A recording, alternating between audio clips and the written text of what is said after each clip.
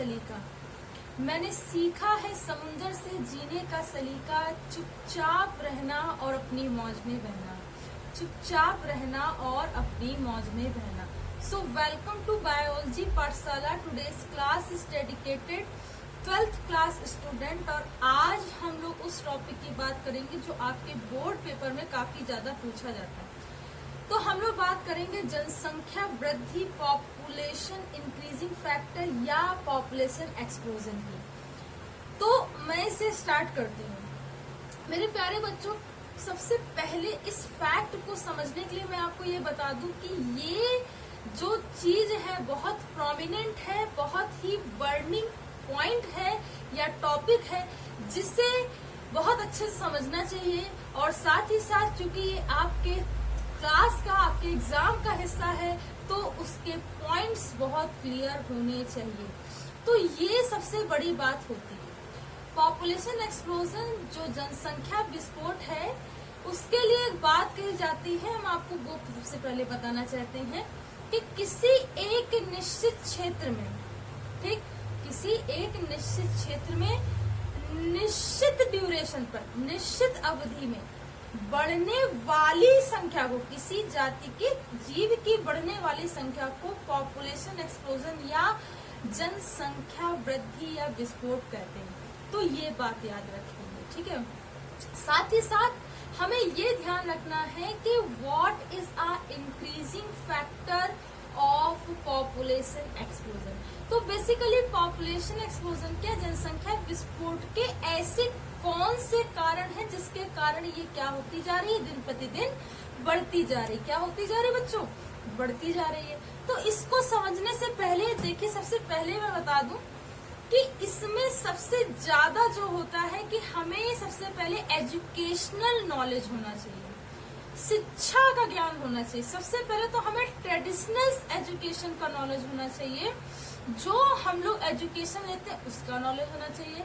फिर reproductive knowledge होना चाहिए, रिप्रोडक्टिव हेल्थ नॉलेज होना चाहिए, ठीक है, जिससे हमें इन सारी चीजों, जो ये ग्रोथ फैक्टर बढ़ रहा है, ये जो जनसंख्या बढ़ रही है, इसकी नॉलेज हो सके। तो एजुकेशन बहुत जरूरी होती है। ट्रेडिशनल एजुकेशन के साथ साथ रिप्रोडक्टिव हेल्थ एजुकेशन होना बहुत जरूरी होता है। ये बात आप लोगों को याद रखनी है। और यही सबसे बड़ा रीजन होता है कि इंडिया में लोगों को इस चीज की नॉलेज नहीं होती है। एजुकेशनल जो फैक्ट होता है, लैक ऑफ नॉलेज है, इस वजह से भी पॉपुलेशन एक्सप्लोजन दिन प्रतिदिन बढ़ता जा रहा है। तो ये बात आप लोग को सबसे पहले अच्छे से ध्यान रखनी है। उसके बाद अगर हम लोग बात करें तो हम लोग को क्या होता है कि एक परंपरा, एक कहावत कही जाती है कि जितनी अधिक जनरेशन होगी उतना ज्यादा आर्थिक सहायता मिलती है। लेकिन ये बात या ये तथ्य इस बात पे साबित नहीं कर सकता है कि आने वाली सभी संतानें आपको आर्थिक सुरक्षा प्रदान ही कर सकें, या इस बात पे भी निर्भर नहीं करता है कि मान लीजिए कि आपकी जनरेशन या जो भी जनरेशन चाइल्ड डेवलपमेंट हो रहा है, बेसिकली वो आगे चल के अगर वो इकोनॉमिक मजबूत है तो आपकी मदद ही करे। तो ये जो ना भ्रांति है ना कि जितने अधिक बच्चे होंगे, जितने अधिक जनरेशन डेवलप होगी, उतना ज्यादा आर्थिक सुरक्षा होगी, ये गलत होता है। देखिए, जैसे जैसे नंबर ऑफ चाइल्ड बढ़ता है, ठीक है, जैसे जैसे नंबर ऑफ चाइल्ड बढ़ेगा, वो डायरेक्टली क्या होता है कि वो उसकी एजुकेशन पर, मेडिसिनल फैसिलिटीज पर, ठीक, और एक तरीके से और भी कुछ चीजों पे ये क्या करता है, इफेक्टिव होता है। तो ये भी सबसे बड़ा रीजन होता है कि हमारी सोच परिष्कृत नहीं होती है, इसलिए भी जनसंख्या वृद्धि दिन प्रतिदिन होती जा रही है। साथ ही साथ मैं बताऊं, अगर जनसंख्या वृद्धि होती है तो स्वास्थ्य सेवाएं भी बाधित होती हैं, ठीक है। देखिए, इसके दो पॉजिटिव इम्पैक्ट भी हैं और नेगेटिव भी हैं। देखिए, जब आज से कई साल पहले की बात की जाए तो जब जनसंख्या बहुत कम थी, लगभग मान लीजिए कि 10 से 12 करोड़ थी, ठीक है, 50 करोड़ थी, तब मेडिसिनल जो सुविधाएं थी वो क्या थी, एक सीमित क्षेत्र पे थी। बात समझ में आ रही। आज बेशक वो मेडिसिनल सेवाएं बहुत उपलब्ध हैं, लेकिन इतनी ज्यादा जनसंख्या होने के कारण वो उसके आधार पर नहीं है।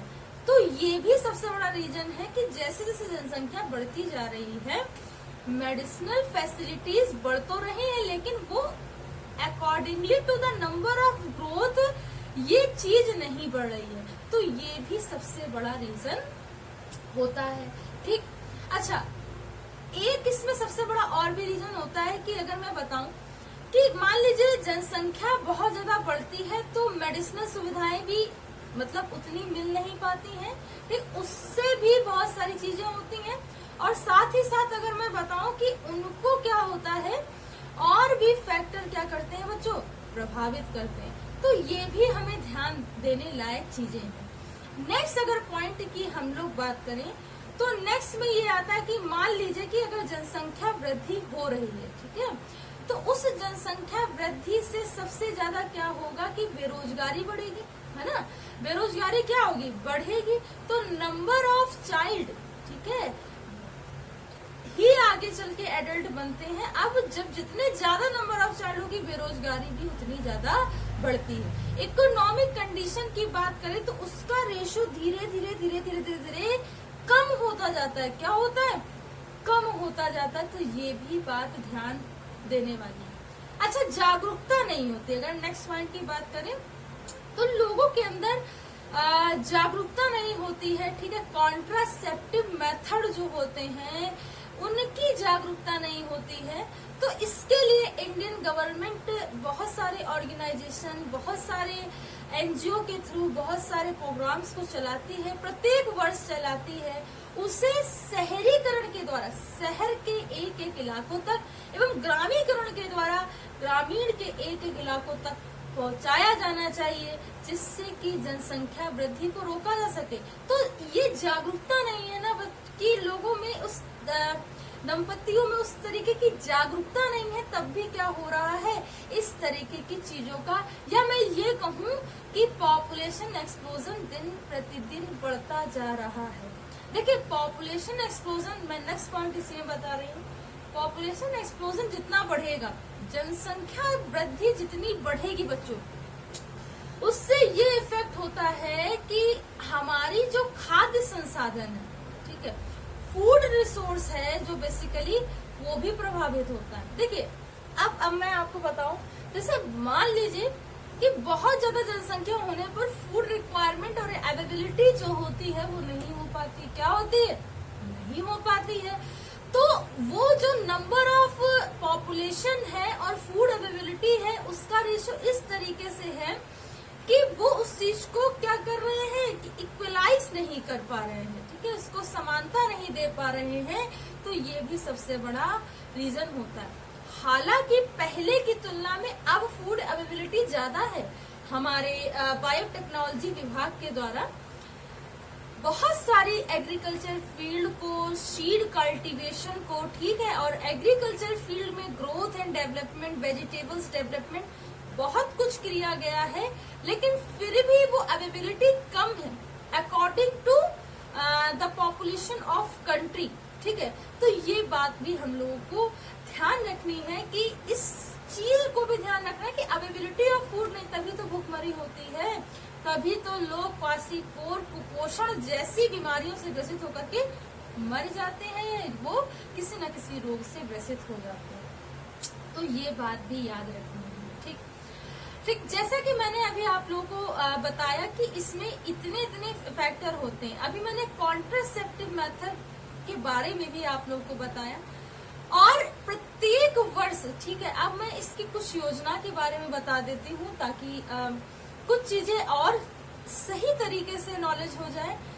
इंडियन गवर्नमेंट के थ्रू, बहुत सारी ऑर्गेनाइजेशन के थ्रू कुछ अभियान चलाए जाते हैं, कुछ प्रोग्राम चलाए जाते हैं, जिसका पूरे इंडिया लेवल पर क्या होता है, एक मैं ये कहूँ स्प्रेडिंग होता है, ठीक है, विस्तारीकरण होता है, ठीक। जैसे एक मतलब फैमिली प्लानिंग के लिए परिवार नियोजन अभियान के तहत, ठीक है, उसमें हम दो हमारे दो, ठीक है, एक हो लेकिन नेक हो, इस तरीके के कुछ ऑर्गेनाइजेशन प्रोग्राम चलाती है इंडियन गवर्नमेंट, और नॉन गवर्नमेंट ऑर्गेनाइजेशन दोनों मिलकर के इन प्रोग्राम्स को चलाती, जिसके तहत, ठीक है, सभी देशवासियों को कॉन्ट्रासेप्टिव मेथड के साथ साथ ग्रोथ एंड पॉपुलेशन कंट्रोल के लिए बहुत सारे मेथड को बताया जाता है, ठीक है।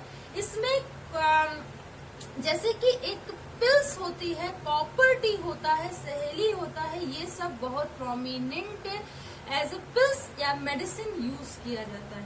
तो ये भी बात आप लोग को याद रखनी है। तो मैंने बहुत ही सीमित शब्दों में अपनी बात को कहने की कोशिश की है। आई होप कि आप लोगों को पॉपुलेशन इंक्रीजिंग फैक्टर या पॉपुलेशन एक्सप्लोजन के बारे में समझ में आया होगा। अगर आज की पाठशाला आपको समझ में आई हो तो इसे ज्यादा से ज्यादा लोगों तक शेयर कीजिए, लाइक कीजिए, सब्सक्राइब कीजिए। बायोलॉजी पाठशाला का बेल आइकन, उस घंटे के बटन को दबाए रखिए ताकि आने वाली लेटेस्ट अपडेट आप तक पहुंच सके। Stay continue and keep watching.